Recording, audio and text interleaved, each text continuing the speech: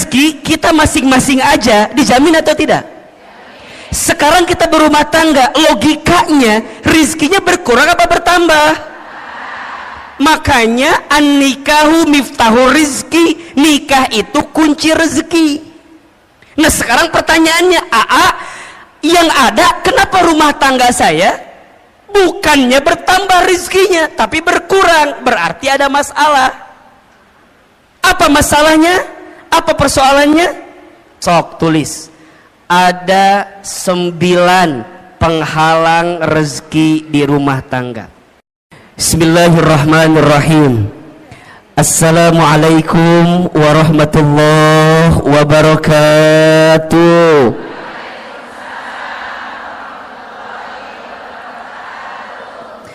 Subhanallahi wa bihamdihi, subhanallahil azim, adada khalqihi wa ridha nafsihi wa zinata arshihi wa midada kalimatihi. Ashhadu an la ilaha illallah wa ashhadu anna muhammadar rasulullah. Allahumma salli wa sallim ala rasulillahil karim sayyidina wa syafi'ina wa maulana muhammadin sallallahu alaihi wasallam wa ala alihi wa ashabihi wa man tabi'ahum bi ihsanin ila yaumiddin. Rabbi a'udzu bika min hamadzati syayatin wa a'udzu bika rabbi ay yahdurun. Subhanaka la ilma lana illa ma 'allamtana innaka antal alimul hakim. La haula wa la quwwata illa billahil aliyyil azim. Sadaqallahul azim wa sadaqa rasuluhul karim. Amma ba'du. Bunda, teteh, sayang, apa kabar semuanya pagi ini? Coba yang kompak ngejawab teh ya. Yang depan kompak, yang tengah ngalamun gitu. Yang belakang culang cilung naon iya teh. Coba kalau Ahilman tanya apa kabar, jawab alhamdulillah. Apa kabar semuanya hari ini? Sehat badannya? Sehat keluarganya? Sehat dompetnya? Agak beda barusan jawabannya ya. Ada kekesalan di hati sepertinya barusan. Masya Allah, para ayah juga ada di sana, para suami mohon izin, mohon maaf. Semua ibu, teteh, sayang, Ahilman doakan semoga yang hadir hari ini Allah panjangkan umurnya. Yang hadir hari ini semoga Allah sehat afiatkan badannya. Yang hadir pagi ini semoga Allah berkahi hidupnya. Semoga Allah tambah rezekinya. Yang punya rumah tangga Allah rukunkan rumah tangganya. Yang belum punya pasangan ada? Ada? Yang mana orangnya? Yang belum punya pasangan semoga ketemu jodoh yang soleh, jodoh yang baik, jodoh yang kaya. Mudah-mudahan semua yang hadir Allah angkat derajatnya, dan semua yang hadir kelak Allah masukkan ke dalam surganya. Amin ya rabbal. Bunda, teteh, sayang, pagi ini tema kita apa judulnya? Penghalang rezeki di rumah tangga. Baik. Kelihatan? Apa yang kelihatan? Oh, iya. Saya belum nulis apa-apa ya, tenang ya, Masya Allah. Pertama, Bunda, teteh, Ahilman ingin sampaikan kita harus banyak bersyukur kepada Allah atas nikmat yang Allah berikan kepada kita. Betul apa betul? Iya apa iya? Di antara nikmat yang Masya Allah besar sekali Allah berikan kepada kita, salah satunya adalah nikmat untuk mendekatkan diri kita kepada siapa? Allah Subhanahu wa ta'ala. Maka Kalau bunda ditanya, Aa, untuk apa hidup kita sebenarnya? Jawabannya, hidup kita ini untuk mendapatkan ridhonya Allah subhanahu wa ta'ala. Apa itu ridho? Ridho itu adalah penilaian Allah, pandangan Allah terhadap apa yang kita lakukan, sehingga kita mendapatkan cintanya dari Allah subhanahu wa ta'ala. Jadi kalau bunda ditanya, kenapa aku harus ngaji, kenapa aku harus taklim? Jawabannya, karena Allah suka dengan apa yang kita lakukan, karena Allah cinta dengan taklim yang kita hadirkan. Betul apa betul? Iya apa iya? Maka mulai hari ini belajarlah dalam hidup untuk meletakkan apa yang Allah mau, bukan apa yang kita mau. Kalau apa yang kita mau, mohon izin. Biasanya kalau kita mengedepankan apa yang kita mau, pasti banyak kecewanya. Betul apa betul? Iya apa iya? Sok Ahilman mau tanya, bunda, dari sekian banyak yang bunda inginkan, lebih banyak yang terjadi atau yang tidak terjadi? Ulangi pertanyaannya, bisa nyambung ya pertanyaannya. Dari sekian banyak yang bunda inginkan, lebih banyak yang terjadi atau yang tidak terjadi? Kalau bunda teh sadar lebih banyak yang tidak terjadi, nah atau meni banyak keinginan wae, hayang A lah, hayang B lah, betul nggak? Aku teh berharap punya suami teh begitu, tapi jadinya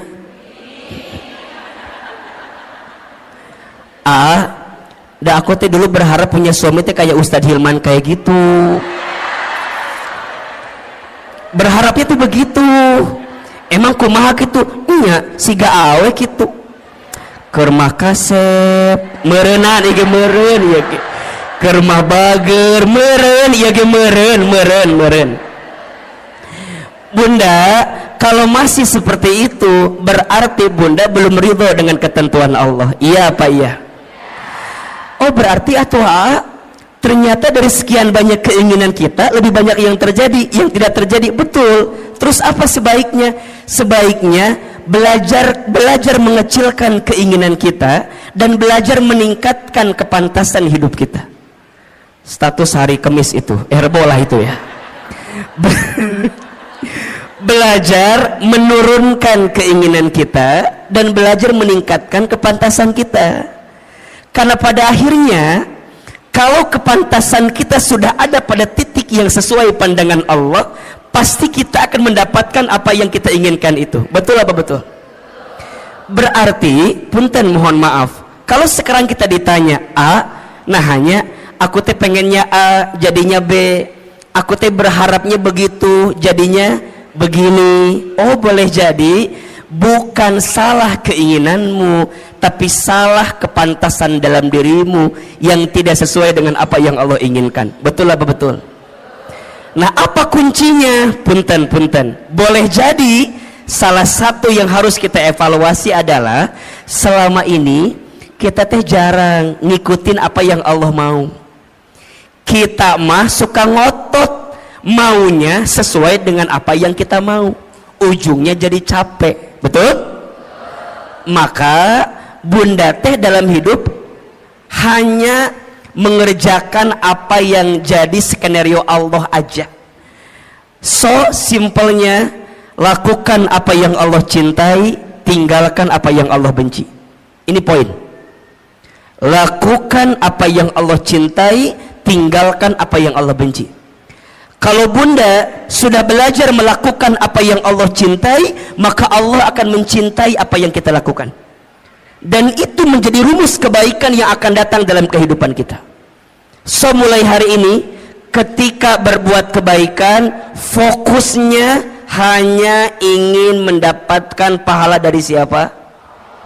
Saat bunda berbuat kebaikan, hanya ingin mendapatkan penilaian dari siapa? Itulah namanya ridho Allah. Bunda sekarang jadi istri yang baik sama suami.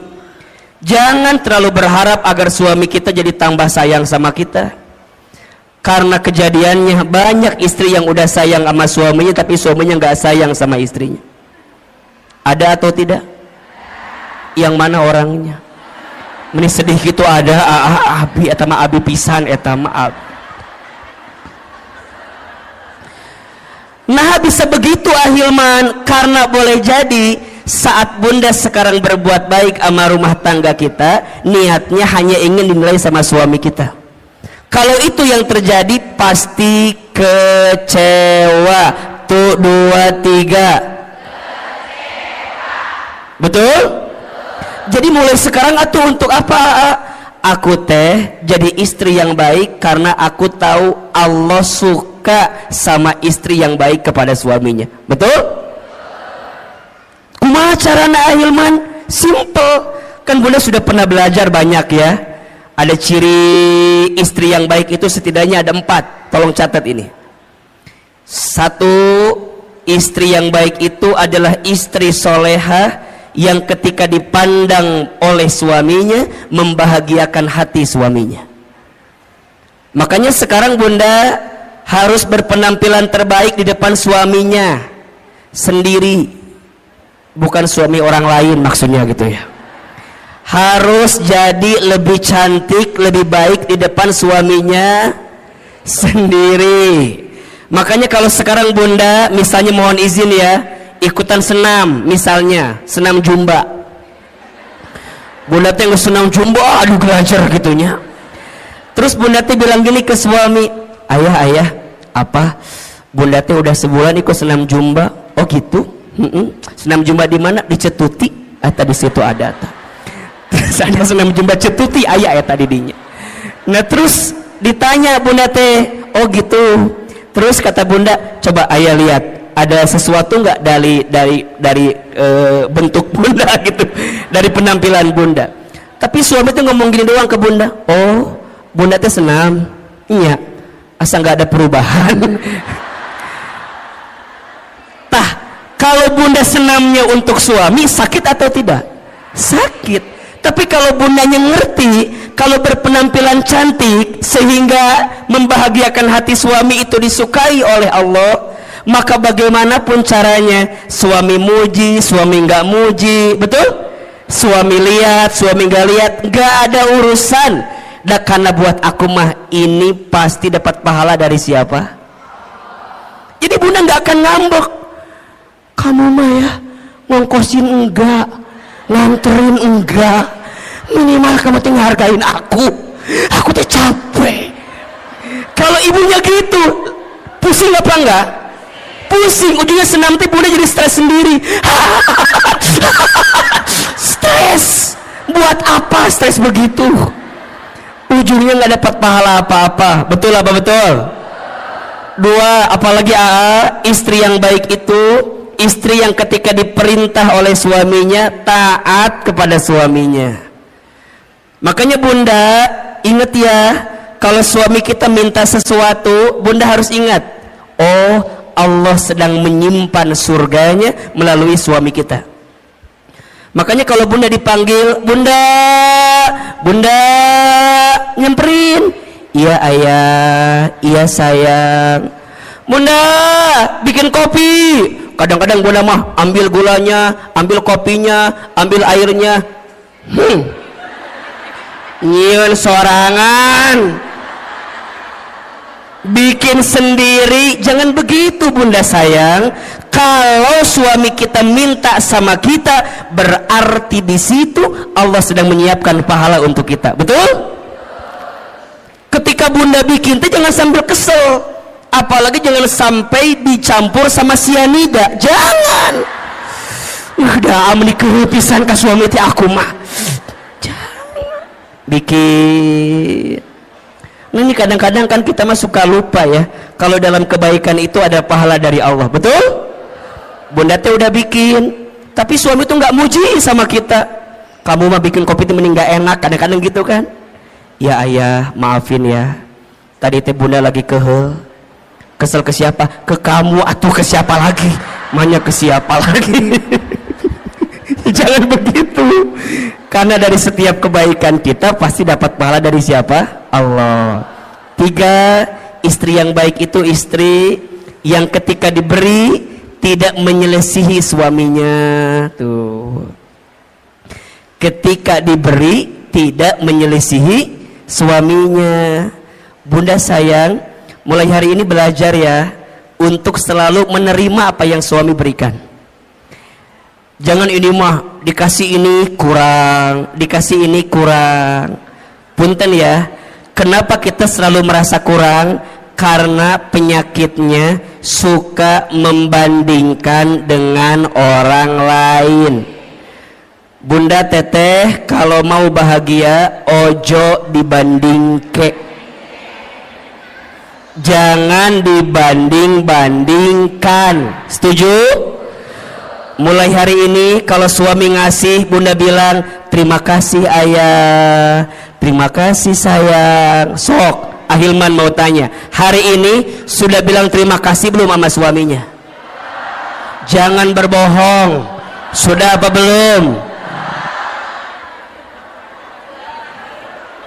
Ya, sok ayeuna ku Ahilman dikasih waktu 1 menit, buka handphonenya, buka handphone, buka WA, kirim ke suaminya. Sok ku Ahilman dibantu, buka handphone.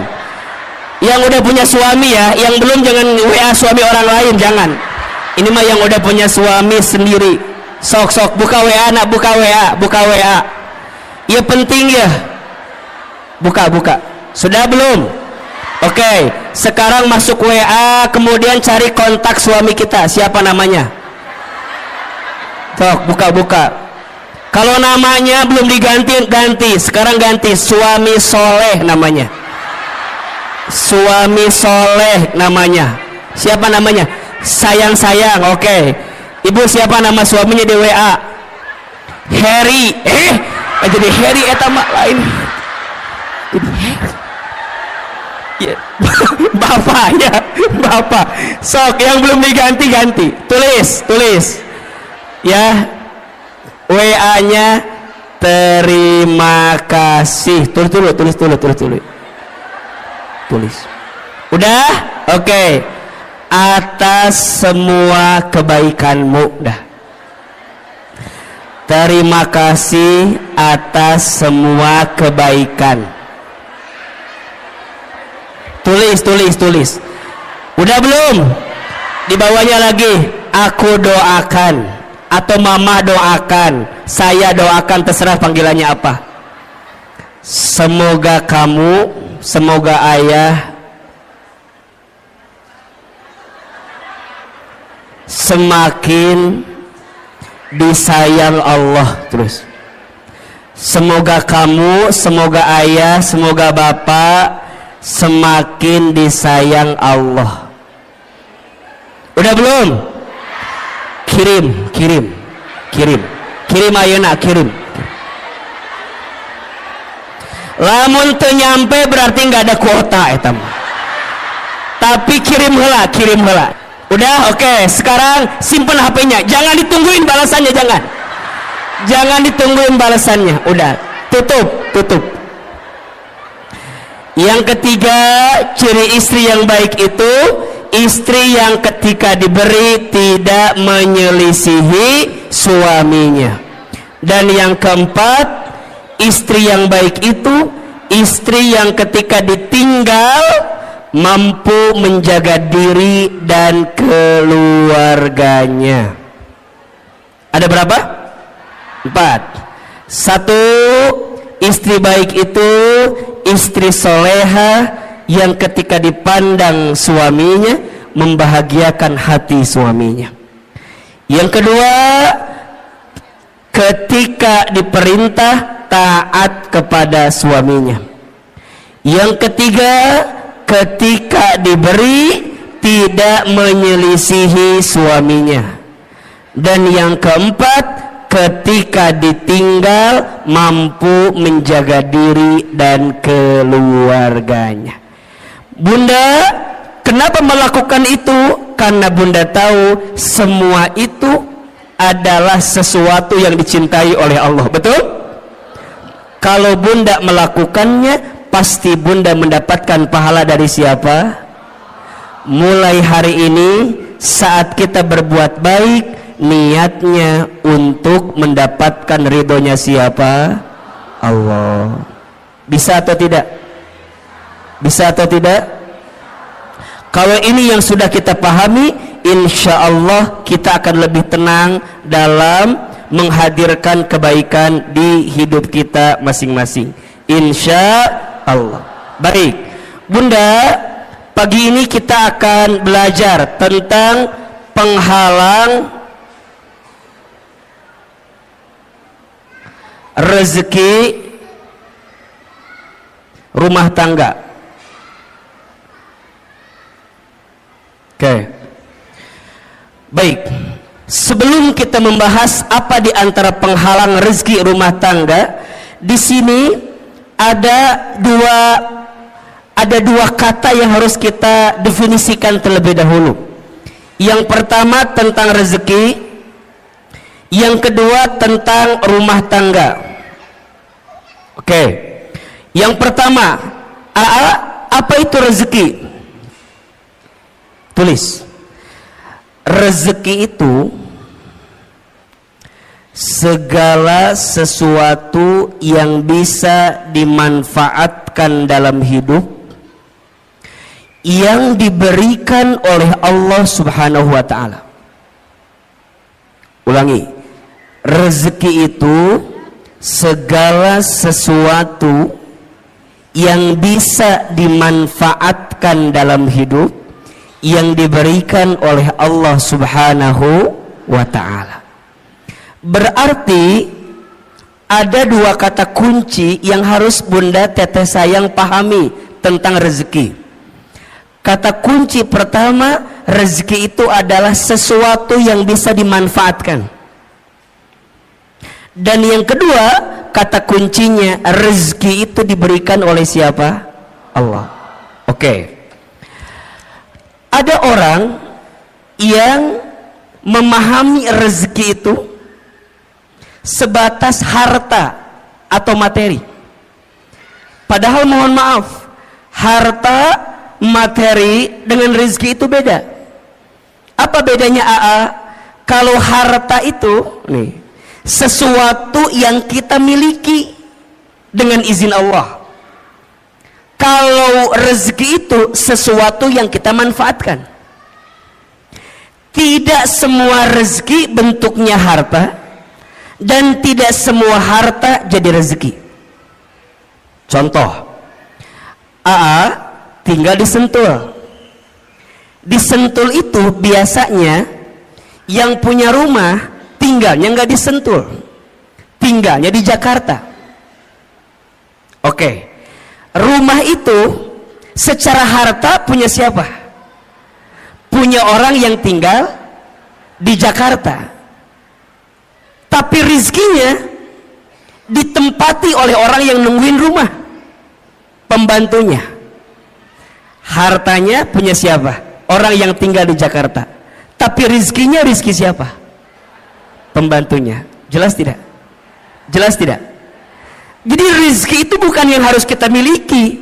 Kadang ada sesuatu yang tidak kita miliki tapi jadi rezeki. Betul?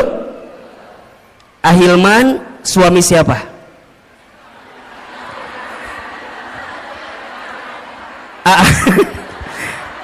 Suami siapa? Istri saya. Oke ya. Secara harta berarti milik istri saya, betul? Tapi keberadaan Ahilman bisa jadi rezeki nggak buat ibu-ibu semua? Betul? Makanya cinta kadang tak harus memiliki. Benar. Status hari Kamis malam Jumat itu cocok gitu tuh. Bunda mungkin tidak memilikinya, tidak mendapatkannya, tapi bunda bisa mendapatkan manfaat dari apa yang ada di dalamnya. Rezeki. Hadirnya Ahilman dengan izin Allah jadi wasilah rezeki untuk bunda. Kenapa? Karena ada manfaat yang bisa kita dapatkan. Jelas kira-kira? Berarti rezeki itu jangan dibatasi dengan urusan harta. Karena ada orang yang mohon maaf, hartanya banyak tapi rizkinya sedikit. Ketika kapan? Ketika hartanya tidak mengantarkan ketenangan dalam hidupnya. Berarti rizki dengan harta itu sesuatu yang berbeda. Sekarang bunda ditanya, yang jadi rizki bunda adalah apa yang bunda manfaatkan saat ini.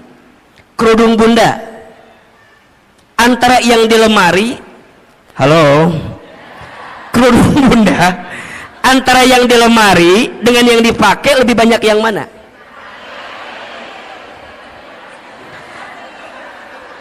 Nya udah pasti ya temannya, yang dipakai kan satunya. Tapi kalau kita lebih dalam lagi, menurut AA mah, ibu kalau lihat eta jilbab di lemari atau kerudung di lemari, biasanya nggak sampai 20 yang dipakai. Paling yang dipakai teh eta deui. Betul apa betul?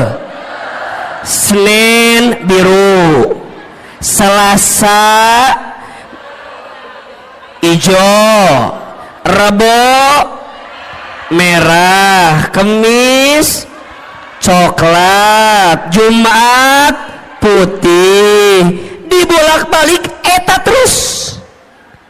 Coba, ternyata kerudung kita teh lebih banyak yang dipakai apa yang disimpan? Buat apa disimpan teh? Buat apa? Makanya ini nasihat dari guru saya. Kata guru saya, kalau kamu punya harta atau punya sesuatu udah hampir 40 hari lebih nggak dipakai, keluarkan. Karena itu menghambat datangnya keberkahan rizki untuk kita. Rizki itu bunda kan harus terus berjalan ya, mengalir.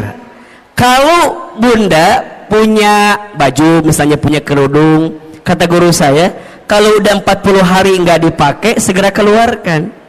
Karena boleh jadi itu menghambat datangnya keberkahan rezeki untuk kita. Makanya bunda pernah nggak begini? Bunda teh beli ini, bunda teh ke mall. Di mall teh ada kerudung bagus. Bunda saya bilang gini, kayaknya bagus deh itu jilbab gitu. Bunda teh beli aja. Sampai ke rumah bunda dicobain. Tapi pas nyobain teh asa biasanya. Jangan salahkan kerudungnya, salahkan wajah kita, barangkali memang ada masalah. Tapi sebenarnya kalau mau lebih dalam, itu tentang rasa syukur.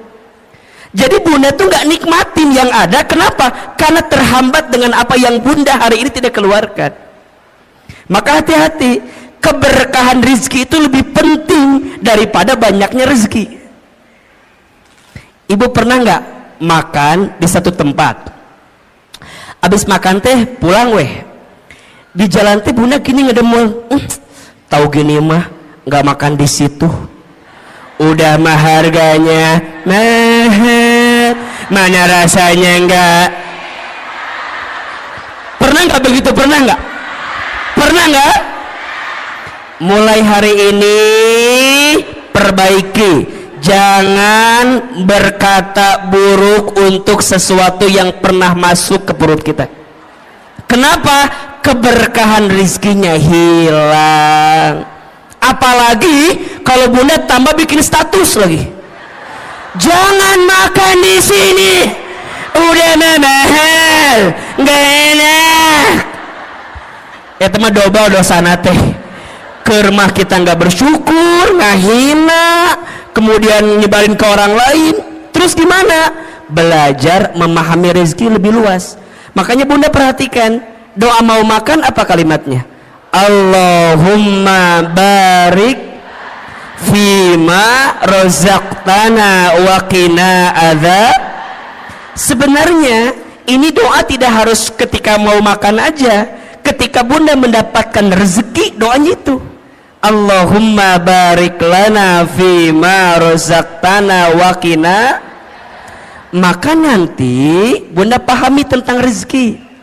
Rezeki itu sesuatu yang bisa kita manfaatkan. Baju yang jadi rezeki buat bunda yang mana? Yang dipakai sekarang. Uang yang jadi rezeki buat bunda yang mana? Yang bunda gunakan sekarang. Makanya pastikan cara kita mengeluarkannya dengan baik. Berarti kalau Bunda memahami tentang rezeki, ada 3 konsep rezeki yang harus kita pahami. 1, rezeki itu sudah dijamin. Sudah apa? Keterangannya di Quran surat Hud surat ke-6 ayat surat ke-11 ayat 6.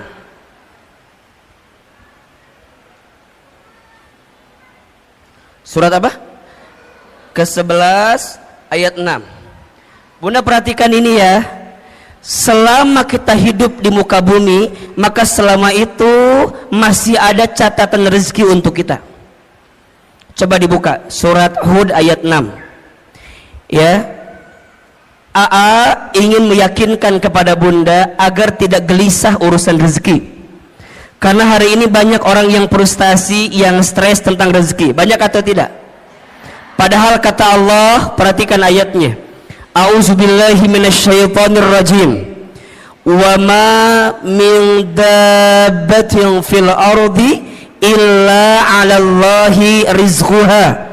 Dan tidak ada makhluk yang melata pun ketika dia hidup di muka bumi illa kecuali 'alallahi rizquha, dijamin oleh Allah rezekinya. Bahasa sederhananya, makhluk yang melata aja rizkinya udah dijamin, apalagi kita manusia. Betul? Betul apa betul? Coba makhluk yang melata itu contohnya apa? Apa contohnya? Buaya menikah Hilman, buaya meninggal hati. Jauh-jauh ke buaya atau lu deket? Yang deket apa? Cicak. Cicak ada rezekinya atau tidak? Cicak di mana kerjaannya? Apa pekerjaannya? Cicak di dinding terus. Oke, kita jelaskan. Cicak di mana kerjaannya? Dinding. Apa pekerjaannya? Bukan merayap, diam-diam merayap. Oke. Yang datang, punten, rizkinya yang nyamperin nyamuk ke cicak, apa cicak ke nyamuk? Kenapa Anda begitu yakin? Apakah Anda keluarga cicak begitu yakin begitu? Coba Ahilman mau tanya, tolong jawab. Angkat tangan siapa yang jawab nyamuk nyamperin cicak. Oke. Sekarang pertanyaan kedua, siapa yang jawab cicak nyamperin nyamuk?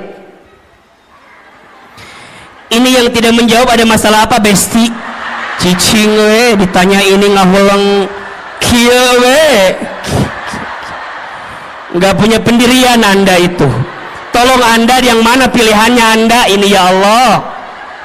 Oh, Ahilman mah tahu. Yang tidak menjawab pasti pilihannya ketiga. Apa?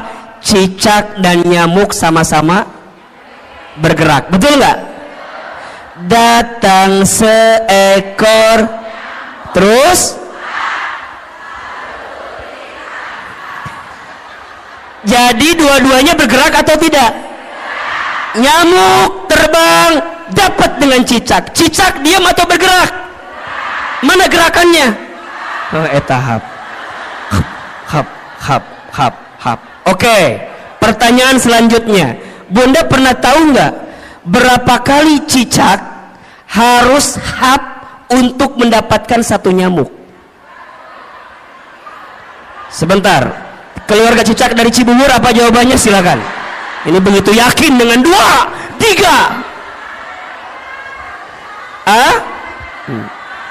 Bunda tolong ingat ya, ternyata cicak itu untuk mendapatkan satu nyamuk bukan satu kali hap.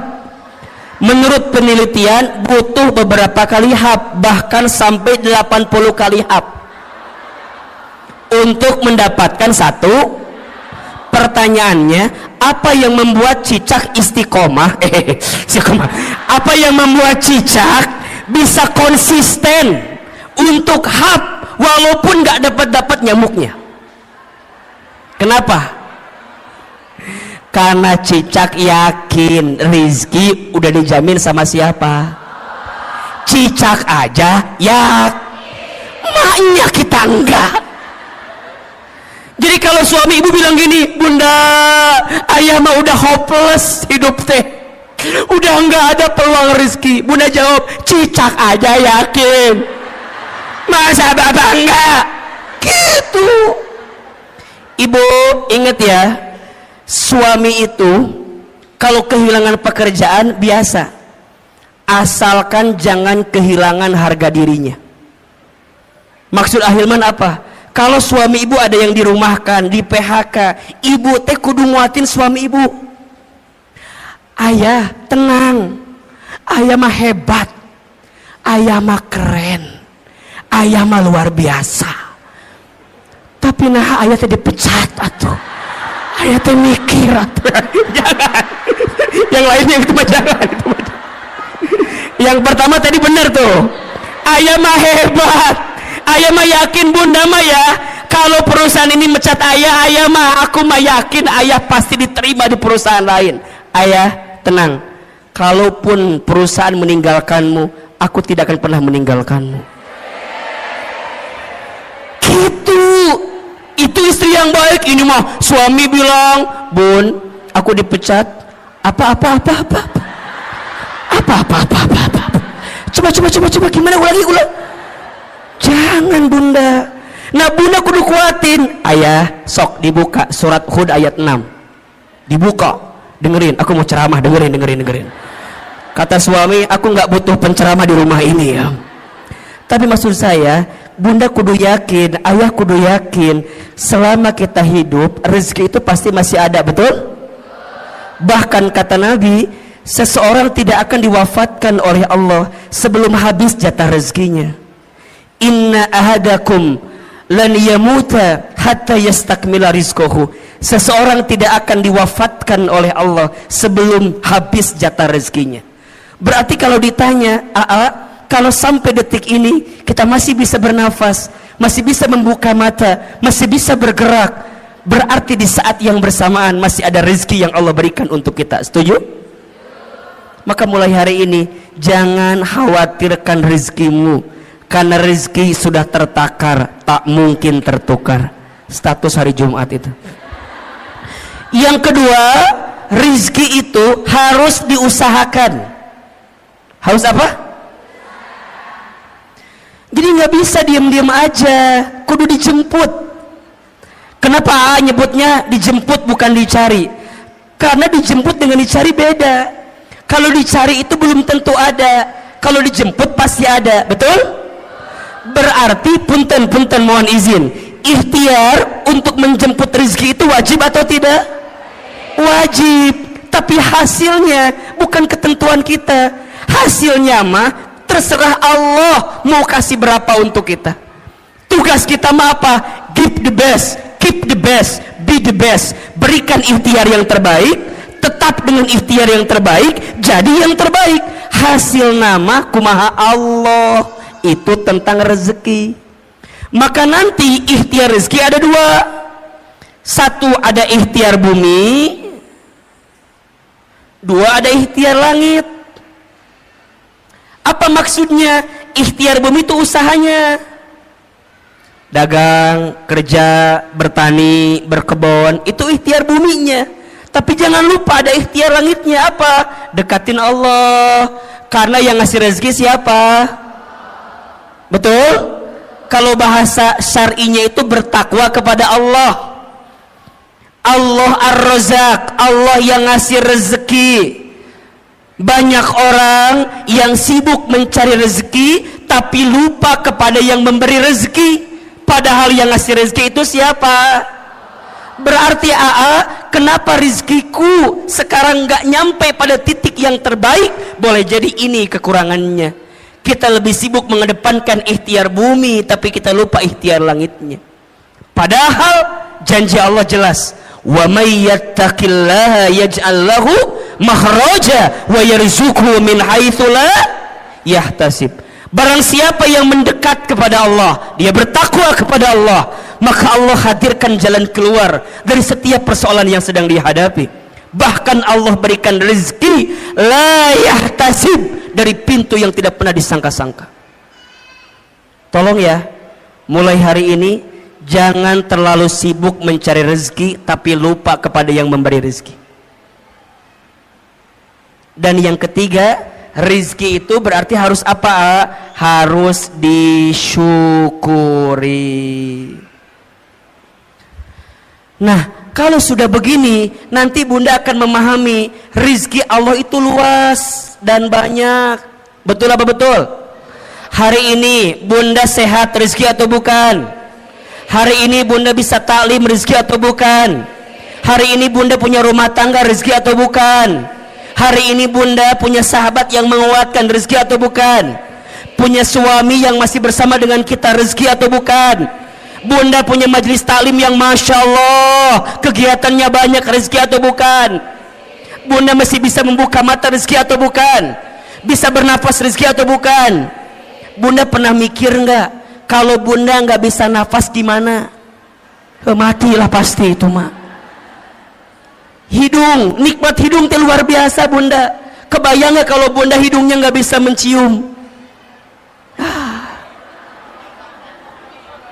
Naon iya teh cenak itu. Makanya sekarang mah kalau Bunda punten mohon izin ya, kalau ada teman kita yang apa, misalnya mohon izin ya, yang buang angin, jangan ngeluh. Dan jangan mencari-cari siapa yang kentut, nggak usah.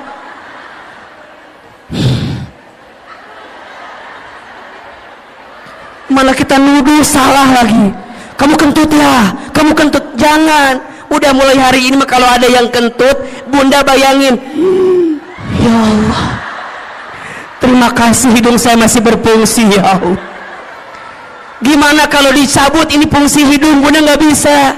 Makanya hari ini mah nggak usah nyari siapa yang kentut, siapa yang kentut. Buat apa dicari?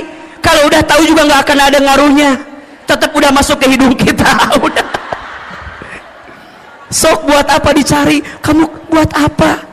Emang kalau ketahuan dia kentut hilang gitu baunya? Enggak. Nu ada kesel, udah. Sekarang mah ya Allah, begitu nikmat yang kau berikan ya Allah. Ini rezeki ya Allah.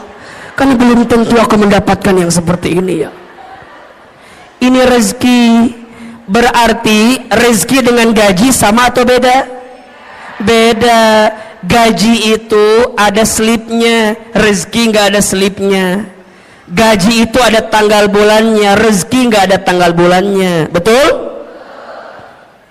Rezeki itu luas, yang sempit hati kita. Rezeki itu banyak, yang kurang rasa syukur kita. Rezeki itu berlimpah, yang seringkali mahal gengsi dan gaya hidup kita. Status hari Sabtu itu. Jadi gimana Ahilman mulai pahami rezeki? Nah, kalau kita di rumah tangga, rezeki itu logikanya harusnya berkurang apa bertambah? Saya ulangi pertanyaannya. Rezeki kita masing-masing aja dijamin atau tidak? Sekarang kita berumah tangga, logikanya rezekinya berkurang apa bertambah? Makanya an-nikahu miftahu rizki, nikah itu kunci rezeki. Nah sekarang pertanyaannya, yang ada kenapa rumah tangga saya bukannya bertambah rezekinya tapi berkurang? Berarti ada masalah. Apa masalahnya? Apa persoalannya? Kita akan bahas setelah pesan-pesan berikut ini. Nah, gitu. Kalau di TV begitu kira-kira ya. Berarti ada masalah, ada penghalang. Nah apa penghalangnya? Kan gitu ya. Karena harusnya kan bertambah atau berlimpah, tapi ini ada persoalan. Apa nih masalahnya? Sok tulis. Ada 9 penghalang rezeki di rumah tangga. Ada berapa? 9 penghalang ini kita akan bahas selama 9 jam ke depan. Mau atau enggak? Mau? Enggak bosan? Enggak capek? Yang capek siapa? Kita paham atau ya maksudnya. 1. penghalang rezeki rumah tangga. Yang pertama, kurang bersyukur dan sering mengeluh. Hati-hati ya bunda sayang, teteh sayang. Salah satu yang menghalangi datangnya keberkahan rezeki kita adalah karena kurangnya bersyukur kita terhadap apa yang Allah berikan. Karena rumah tangga berarti dua-duanya. Boleh jadi persoalannya di suami atau persoalannya di kita sebagai seorang istri. Sekarang pertanyaannya, bunda, udah bersyukur belum dengan apa yang Allah beri terhadap rumah tangga kita? Benar, betul. Asa nggak yakin Ustaz ini mah. Kita punya kebiasaan suka merasa kurang terus dengan apa yang suami kita berikan. Hah? Iya. Padahal mohon maaf, ada sifat yang harus bunda hadirkan, namanya qanaah. Apa namanya? Apa itu qanaah? Merasa cukup dengan apa yang Allah titipkan kepada kita. Seringnya kita mengeluh dan kurangnya kita bersyukur menjadi penghalang datangnya rezeki dalam kehidupan kita. Maka janji Allah jelas ya di surat Ibrahim ayat 7. La in syakartum la azidannakum wa la in kafartum inna adzabi lasyadid. Kan gitu. Jika kalian bersyukur, pasti Allah akan tambahkan. Apa yang Allah tambahkan? Nikmatnya. Apa yang Allah tambahkan? Berkahnya. Apa yang Allah tambahkan? Kebahagiaannya. Apa yang Allah tambahkan? Kecukupannya. Mungkin angkanya tidak bertambah, tapi rasa cukupnya bertambah, rasa bahagianya bertambah, rasa berkahnya bertambah, harmonis keluarganya bertambah. Makanya ada orang yang mohon maaf, rumahnya kecil tapi terasa hangat. Ada tidak? Penghasilannya biasa saja, tapi masya Allah nikmat ngelihatnya.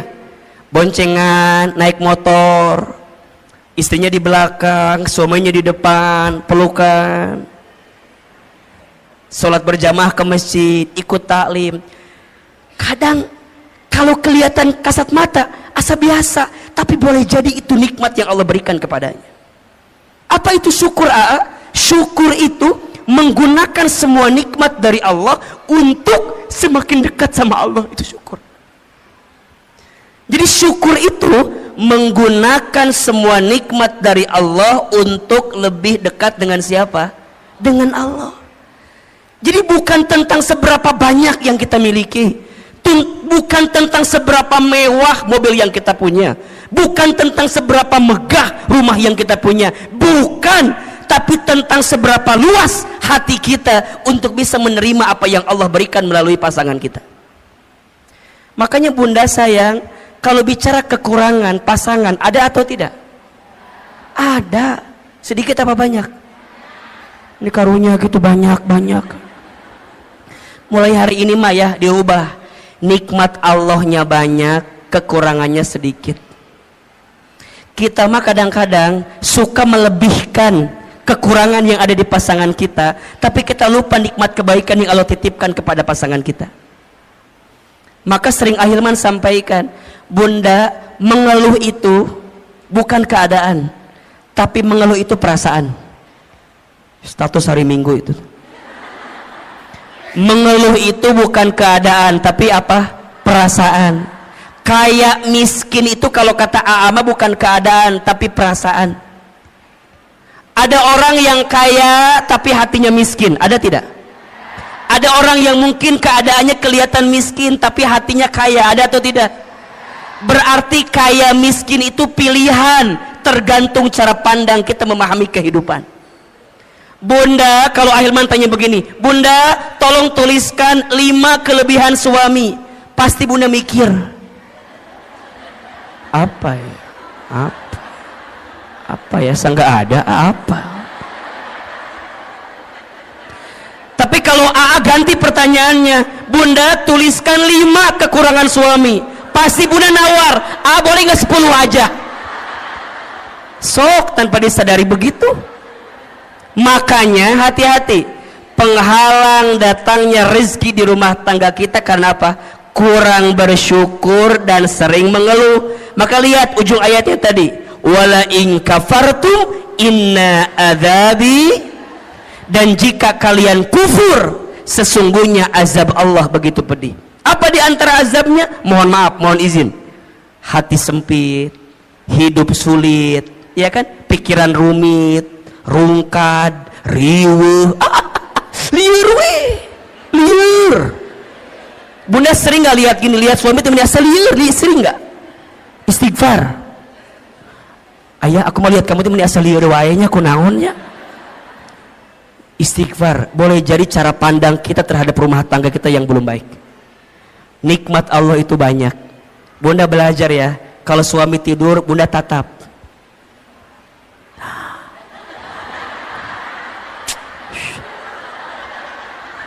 Kalau suami lagi tidur Bunda tatap. Ya Allah, itu suami aku, laki-laki yang paling baik dalam hidupnya. Dia berkorban, berangkat pagi, pulang malam buat nyari nafkah buat aku. Bunda datengin, usapin kepalanya, bisikin telinganya, la ilaha illallah. Ditalkinin ya mah talkin. Ulah atunya ditalkin ku masih. Usapan. Hayang ngadoakeun maot teh mah. Jadi Masya Allah Bunda, belajar bersyukur. Bunda belajar mulai dengan terima kasih. Tadi Ahilman bilang, di rumah tangga tuh biasain Bunda, kalau pagi-pagi saya bilang terima kasih, kalau malam saya bilang mohon maaf. Itu nikmatnya luar biasa. Awalnya kaget, naon makasih makasih, makasih makasih, makasih makasih. Awalnya gitu tuh awalnya, tapi lama-lama ternyata kalimat terima kasih itu Bunda, itu mengundang rezekinya dari Allah. Dan saya sangat yakin suami yang membahagiakan istrinya dengan izin Allah, Allah bahagiakan kehidupannya. Dan juga saya yakin kalau istri bisa jadi sumber kebahagiaan bagi suami, maka suami karir dunianya Allah izinkan dengan kebaikan. Makanya Bunda jangan jadi sumber masalah bagi suami kita. Karena setelah Ahilman survei dan ditanya kepada para suami, ayah masalah apa yang paling berat buat anda? Semua sepakat, istri saya Ustaz. Makanya Ustaz mah punten Bunda ya, saya di handphone saya fotonya istri saya. Kenapa coba? Ini jadi patokan. Kalau di luar saya punya masalah, saya lihat foto istri saya aja. Seberat apapun masalah saya di luar, nggak ada yang lebih berat dibanding masalah saya ini. Makanya Bunda jangan kegeeran ya kalau suami ada foto Bunda ya, itu patokan. Berarti bersyukur, ya Allah, nuhun ya Allah, makasih ya Allah, engkau nitipin istri yang begini, engkau nitipin suami yang begitu. Kenapa? Karena ada pahala kebaikan dari Allah. Ada atau tidak? Sok, Bunda pengen suami yang kayak gimana? Kalau minta mah pengennya begini. Mual ayah. Pengen yang sempurna. Bunda pengen yang sempurna. Kita sempurna atau tidak? Mau nggak punya suami kayak Rasulullah? Ngaca atau ngaca? Ngejawab teh mau wae. Kita udah kayak Siti Khadijah belum? Udah kayak Siti Aisyah belum? Mikir atau mikir teh. Dari kahayang mah ayah, hayang sama kita juga mau. Makanya mohon maaf, sering Ahilman sampaikan, rumah tangga yang baik itu bukan yang sempurna, tapi yang bisa saling menyempurnakan. Status hari Senin itu tuh cocok tuh. pasangan yang baik itu bukan yang sempurna, tapi yang bisa saling menyempurnakan. Saya sama istri saya, Masya Allah bunda, beda banget. Beda. Saya seneng ngobrol, istri saya, ya Allah, pendiam. Istri saya mah kalau nggak ditanya nggak jawab. Jempewe, cicing, jempling. Sama kan, sama. Saya orangnya boros. Saya mah senang belanja teh. Oh, pokoknya ngasih teh senang. Istri saya enggak. Beliau mah jarang diajak ke mall tuh enggak mau. Di rumah ada kiriman si cepat, JNE, JNT, WA ya kiriman, ayah. Iya.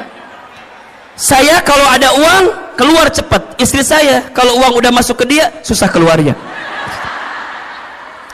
Dan kalau bunda tahu ya, yang pinter nyari uang itu bukan saya, tapi istri saya. Istri saya mah tahu aja uang teh di mana. Di saku ada, ketemu sama dia. Di lemari ketemu sama dia. Di dompet ketemu. Di ATM tahu. Berarti yang pinter nyari uang bukan saya, tapi istri saya. Apakah sama dengan yang ada sama dengan yang di sini sama? Sama. Wahai suami, bersabarlah dengan keadaan itu. Karena itulah nikmat dari Allah. Udah mulai hari ini mah belajar perbanyak bersyukur, kurangi mengeluh, betul? Mengeluh itu tidak akan menyelesaikan masalah. Justru mengeluh itu menambah masalah. Insya mulai hari dengan alhamdulillah, terima kasih ya Allah, itu akan mengundang rezeki untuk kita. Yang kedua, penghalang rezeki yang kedua adalah kurang bertakwa kepada Allah. Kurang apa? Kurang bertakwa kepada Allah. Maksudnya apa, Hilman? Boleh jadi ada orientasi rumah tangga kita bukan untuk menghadirkan ketakwaan. Maka kalau Ustadz ditanya, buat apa kita berumah tangga? Jawabannya untuk bisa semakin dekat dengan Allah. Maka lihat surat Ar-Rum ayat 21 yang menjadi ayat fundamental dalam pernikahan. Wa min ayatihi an khalaqalakum min anfusikum azwajan litaskunu ilaiha wa ja'ala bainakum mawaddatan wa rahmah inna fi dzalika laayatin liqaumin yatafakkarun. Lihat kalimat awalnya, wa min ayatihi, dan di antara tanda-tanda kekuasaan Allah. Berarti apa yang Allah inginkan dalam rumah tangga? Jawabannya, Allah ingin ketika engkau bersama di rumah tangga, engkau semakin dekat dan taat kepada Allah subhanahu wa ta'ala. Berarti sekarang, kenapa rumah tangga kami tidak mendapatkan kebahagiaan yang diinginkan? Boleh jadi karena ada orientasi yang belum tepat dari apa yang kita hadirkan. Rumah tangga itu bukan hanya menyatukan dua hati yang saling mencintai di dunia, tapi rumah tangga itu menyatukan dua hati yang saling mengisi dan mengerti untuk bisa dekat dengan Allah subhanahu wa ta'ala. Itu rumah tangga. Berarti sekarang coba dicek, kalau ada penghalang di rezeki di rumah tangga, mungkin tujuan rumah tangga kita belum tepat. Tujuan rumah tangga itu untuk lebih dekat dan taat sama Allah. Pertanyaannya, bunda, teteh sayang, selama kita berumah tangga, makin dekat sama Allah atau makin jauh dari Allah? Halo? Halo? Selama kita berumah tangga, makin dekat sama Allah atau masih makin jauh dari Allah?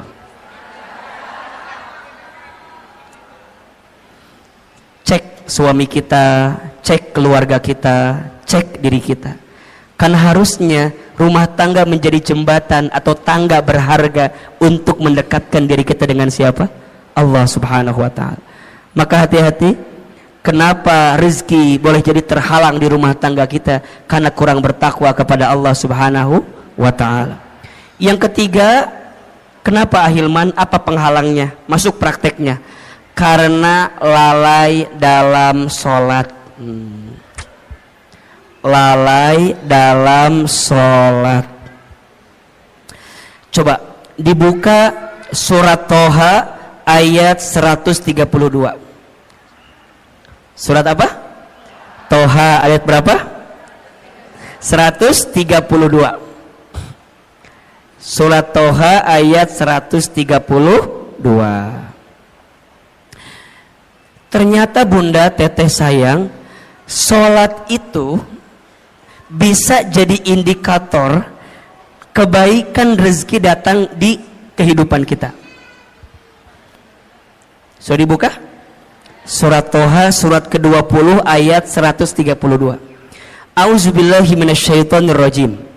Wa'mur ahlaka bis sholat, dan perintahkanlah keluargamu untuk sholat. Betul? Wastabir ilaiha wastabir alaiha, dan bersabar-sabarlah dalam menunaikan sholat itu.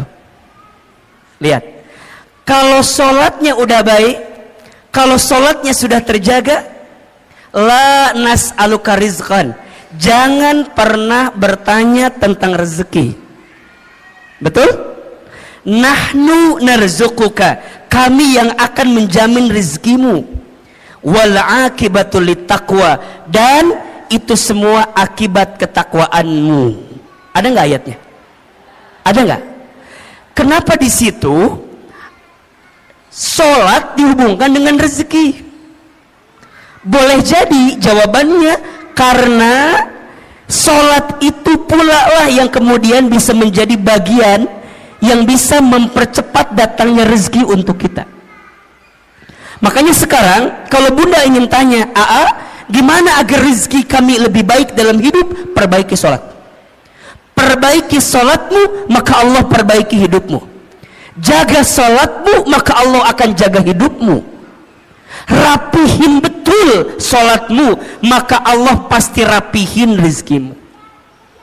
Karena kalau itu yang sering meleset dalam hidup kita, mohon maaf, kalau sholatnya udah berantakan, maka hidupnya pun berantakan. Kalau sholatnya udah nggak karuan, maka boleh jadi nggak karuan juga lah kehidupan kita. Makanya rumah tangga itu kalau mau dilihat ya, saya sering nanya gini, suami aku begini. Saya satu pertanyaannya, masih sholat atau tidak? Masih sholat atau tidak? Kalau masih sholat dan sholatnya memang sholat gitu ya, masih ada harapan untuk memperbaiki rumah tangga kita. Tapi kalau sholatnya udah nggak karu-karuan, mohon maaf, sholat aja ditinggalkan, apalagi kamu, apalagi kita, kira-kira begitu. Sholat aja tiangnya agama, betul? As-sholatu imaduddin, sholat itu tiangnya agama. Faman aqamaha faqad aqamaddin, wa man tarakaha faqad hadamaddin. Barang siapa yang tegak sholatnya, tegak agamanya. Barang siapa yang rusak sholatnya, rusak agamanya.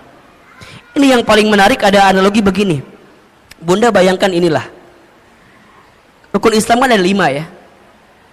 Jadi kalau diibaratkan kan syahadat, sholat, zakat, puasa, haji gitu.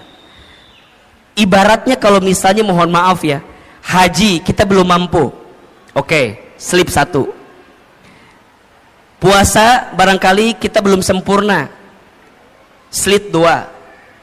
Zakat mungkin hartanya belum masuk nisab dan haulnya, slip 3. Sekarang kalau nggak sholat, apa yang terjadi? Jatuh kan?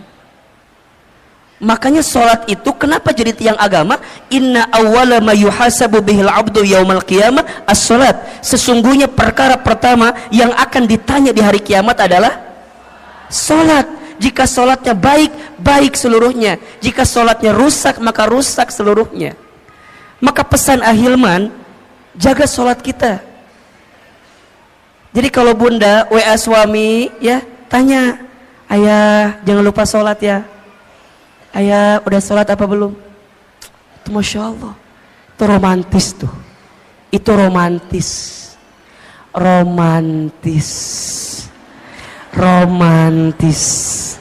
Jadi kalau bunda tanya, gimana caranya romantis suami istri? Saat suami istri mengingatkan sholatnya masing-masing.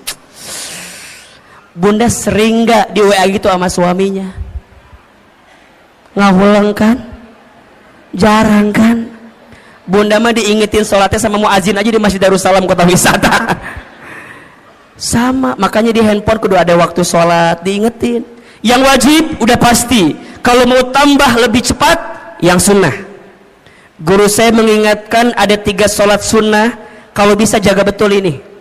Yang pertama sholat sunnah tahajud, yang kedua sholat sunnah 2 rakaat sebelum subuh, yang ketiga sholat duha di pagi hari. Lihat keistimewaannya. Sholat tahajud, sholat yang akan mengantarkan kemuliaan dalam hidup kita. Sholat tahajud, sholat mengantarkan kemuliaan. Makin terjaga tahajudnya, dengan izin Allah, Allah muliakan hidupnya. Keterangannya surat Al-Isra ayat 79. Wa minal laili fatahajjad bihi nafilatan lak asa yab'asaka rabbuka maqaman mahmuda. Dan di sebagian malam dirikanlah sholat tahajud sebagai tambahan untuk dirimu, niscaya Allah akan angkat derajatmu maqaman mahmuda, ke tempat yang terpuji. Yang kedua, sholat sunnah 2 rakaat sebelum subuh lebih baik daripada dunia beserta. Bukankah yang kita cari selama ini dunia? Ternyata ada sesuatu yang bisa mendekatkan kita dengan dunia. Apa? Sholat sunnah 2 rakaat sebelum subuh. Dan yang ketiga, sholat duha di pagi hari. Barang siapa yang tidak tertinggal 4 rakaat minimal sholat duha di pagi hari, 2 rakaat, maka Allah cukupkan kebutuhannya. Berarti yang ketiga, apa yang menjadi penghalang rezeki di rumah tangga? Karena lalai dalam sholat. 4, penghalang rezeki di rumah tangga karena jarang baca Al-Quran, jarang membaca Al-Quran. Nawwiru manazilakum bis salati wa qiraatil Quran. Terangilah rumahmu dengan salat dan bacaan Al-Quran. Maka Bunda Teteh sayang, belajar menghadirkan Al-Quran di rumah kita.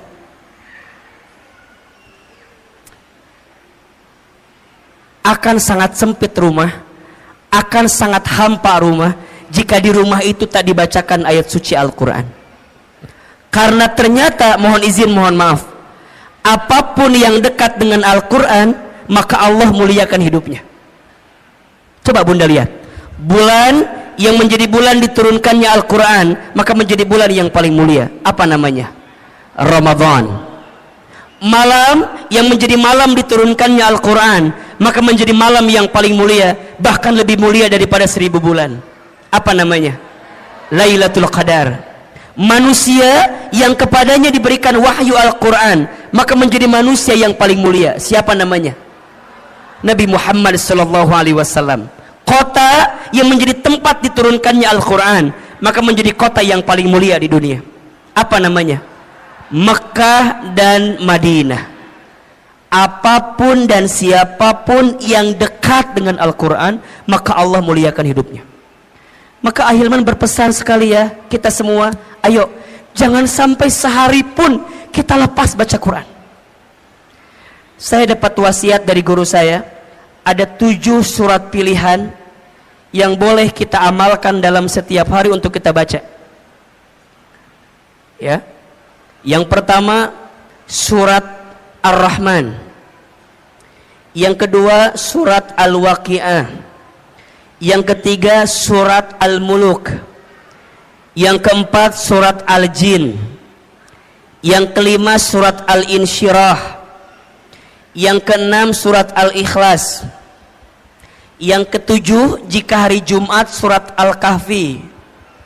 Jika hari biasa surat Al-Baqarah 5 ayat pertama, ayat 255 ayat kursi, dan 3 ayat terakhir. Al-Baqarah 5 ayat pertama, tengah-tengah 255 ayat kursi, 3 ayat terakhir Al-Baqarah. 7 surat ini dengan izin Allah semoga kita jadi wasilah kebaikan itu. Ya. Surat Ar-Rahman agar kita berharap Allah menyayangi kita dan kita disayangi oleh hambanya Allah di muka bumi ini. Surat Al-Muluk, surat Al-Waqi'ah agar Allah mudahkan rezeki kita dengan izin Allah. Surat Al-Muluk agar Allah menjaga kehidupan kita, mengantarkan kemuliaan kita. termasuk menjaga dari siksa kubur. Makanya bunda izin ya, jangan tidur dulu ketika waktu malam sebelum baca Al-Muluk. Hanya 30 ayat kan. Jadi kalau bisa dari maghrib ke isya, bunda maksimalkan baca Al-Muluk. Semoga dengan baca Quran ini kelak kita diselamatkan oleh Allah Subhanahu wa taala. Surat Al-Jin agar kita dijaga dari godaan jin. Surat Al-Insyirah agar kita diberikan kemudahan setelah kesulitan. Surat Al-Ikhlas agar kita diberikan hati yang penuh keikhlasan. Dan surat Al-Kahfi agar kita diberikan cahaya di antara 2 Jumat yang sedang kita jalani. Termasuk ayat kursi agar kita dijaga oleh Allah Subhanahu wa taala. Maka yang keempat, penghalang rezeki di rumah tangga itu karena jarang baca Al-Quran.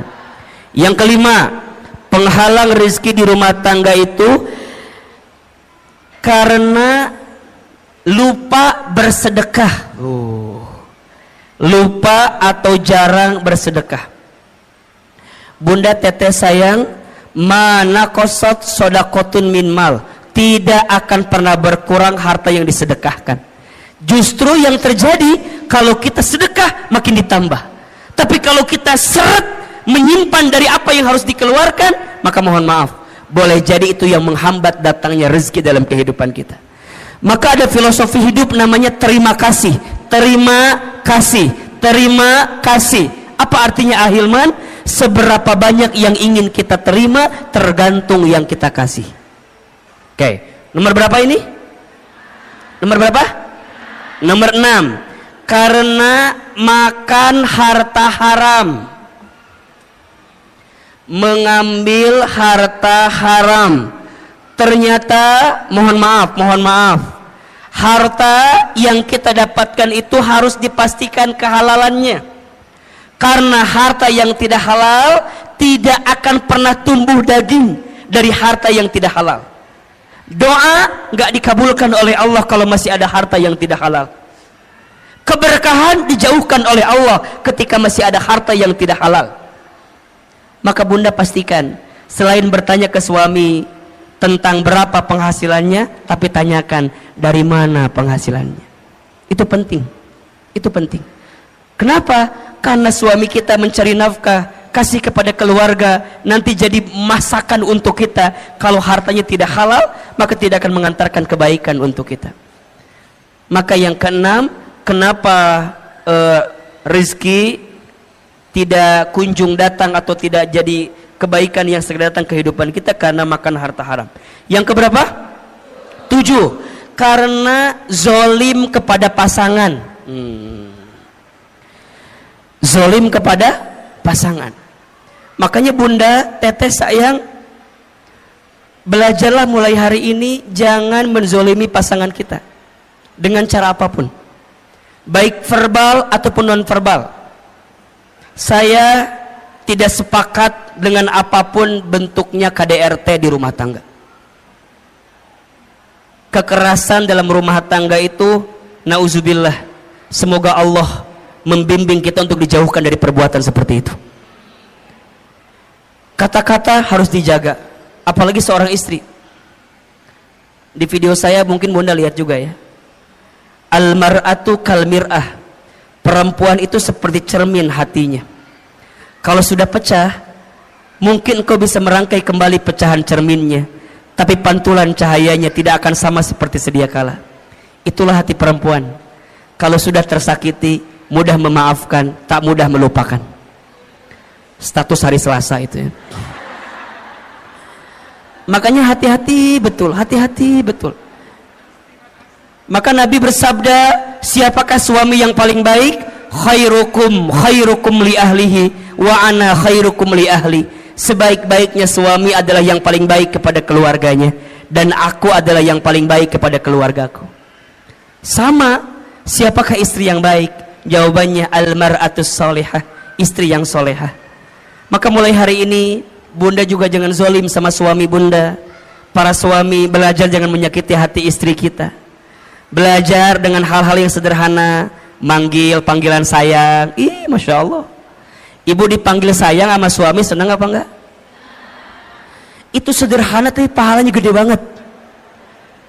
Makanya baginda Nabi itu kalau manggil istrinya luar biasa kan. Khadijah, apa panggilannya?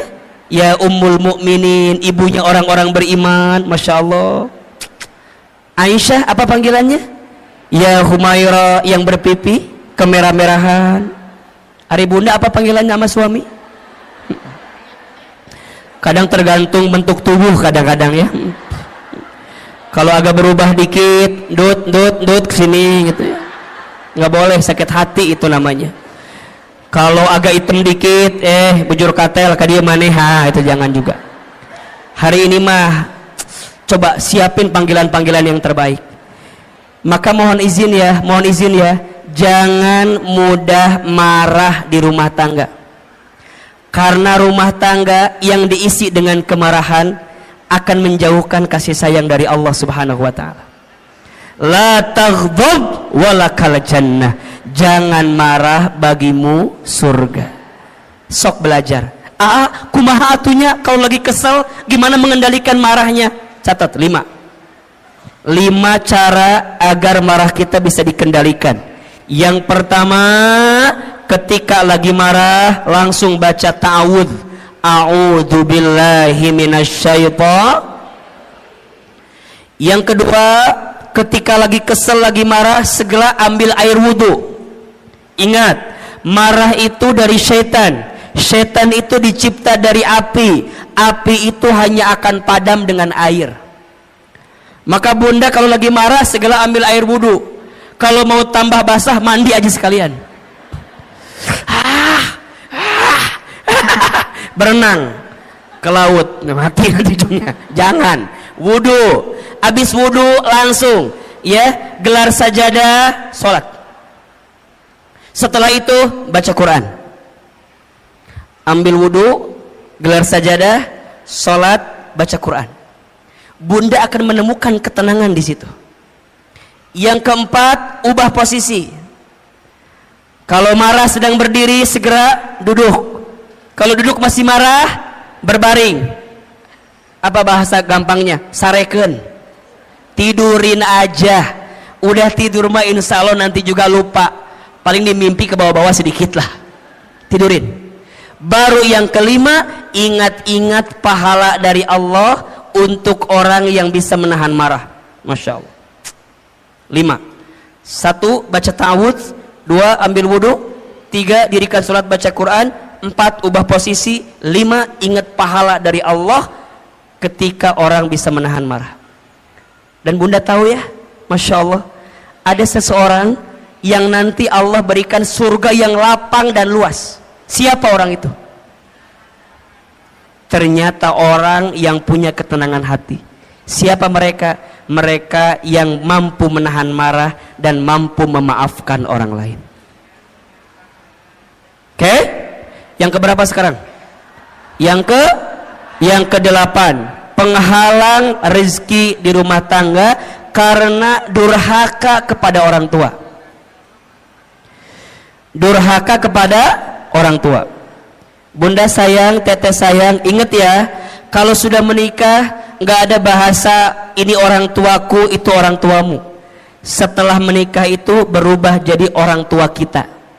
Maka perlakukanlah mertua kita sebagaimana orang tua kandung kita sendiri. Wahai suami, perlakukanlah orang tua istrimu sebagaimana engkau perlakukan orang tua kandungmu. Karena mereka keduanya sama, artinya keberkahan rizkimu akan engkau dapat. Itu penting. Kenapa? Karena suami kita mencari nafkah, kasih kepada keluarga, nanti jadi masakan untuk kita. Kalau hartanya tidak halal, maka tidak akan mengantarkan kebaikan untuk kita. Maka yang keenam, kenapa rezeki tidak kunjung datang atau tidak jadi kebaikan yang segera datang kehidupan kita? Karena makan harta haram. Yang keberapa? 7. Karena zolim kepada pasangan. Zolim kepada pasangan. Makanya bunda, teteh sayang, belajarlah mulai hari ini jangan menzolimi pasangan kita dengan cara apapun, baik verbal ataupun non verbal. Saya tidak sepakat dengan apapun bentuknya KDRT di rumah tangga. Kekerasan dalam rumah tangga itu, nauzubillah, semoga Allah membimbing kita untuk dijauhkan dari perbuatan seperti itu. Kata-kata harus dijaga, apalagi seorang istri. Di video saya mungkin Bunda lihat juga ya, al-mar'atu kal mir'ah, perempuan itu seperti cermin hatinya. Kalau sudah pecah, mungkin kau bisa merangkai kembali pecahan cerminnya, tapi pantulan cahayanya tidak akan sama seperti sedia kala. Itulah hati perempuan. Kalau sudah tersakiti, mudah memaafkan, tak mudah melupakan. Status hari Selasa itu ya. Makanya hati-hati betul, hati-hati betul. Maka Nabi bersabda, siapakah suami yang paling baik? Khairukum li ahlihi wa ana khairukum li ahli. Sebaik-baiknya suami adalah yang paling baik kepada keluarganya, dan aku adalah yang paling baik kepada keluargaku. Sama, siapakah istri yang baik? Jawabannya al-mar'atus solehah, istri yang solehah. Maka mulai hari ini Bunda juga jangan zolim sama suami Bunda. Para suami belajar jangan menyakiti hati istri kita. Belajar dengan hal-hal yang sederhana, manggil panggilan sayang. Ih, Masya Allah, ibu dipanggil sayang sama suami senang apa enggak? Itu sederhana tapi pahalanya gede banget. Makanya baginda Nabi itu kalau manggil istrinya luar biasa kan. Khadijah, apa panggilannya? Ya Ummul Mukminin, ibunya orang-orang beriman. Masya Allah. Aisyah, apa panggilannya? Ya Humaira, yang berpipi kemerah-merahan. Hari Bunda apa panggilannya sama suami? Kadang tergantung bentuk tubuh kadang-kadang ya. Kalau agak berubah dikit, dut kesini gitu ya, nggak boleh, sakit hati itu namanya. Kalau agak hitam dikit, bujur katel ke dia maneha, itu jangan juga. Hari ini mah coba siapin panggilan-panggilan yang terbaik. Maka mohon izin ya, jangan mudah marah di rumah tangga. Karena rumah tangga yang diisi dengan kemarahan akan menjauhkan kasih sayang dari Allah Subhanahu wa taala. La taghdab walakal jannah. Jangan marah, bagimu surga. Sok belajar. Kumaha atunya kalau lagi kesel gimana mengendalikan marahnya? Catat 5 cara agar marah kita bisa dikendalikan. Yang pertama, ketika lagi marah langsung baca ta'awudz. A'udzu billahi minasyaitonir. Yang kedua, ketika lagi kesel, lagi marah, segera ambil air wudhu. Ingat, marah itu dari syaitan. Syaitan itu dicipta dari api. Api itu hanya akan padam dengan air. Maka Bunda kalau lagi marah segera ambil air wudhu. Kalau mau tambah basah, mandi aja sekalian. Berenang ke laut, mati nanti ujungnya. Jangan. Wudhu. Habis wudhu langsung ya gelar sajadah, sholat. Setelah itu baca Quran. Ambil wudhu, gelar sajadah, sholat, baca Quran. Bunda akan menemukan ketenangan di situ. Yang keempat, ubah posisi. Kalau marah sedang berdiri, segera duduk. Kalau duduk masih marah, berbaring.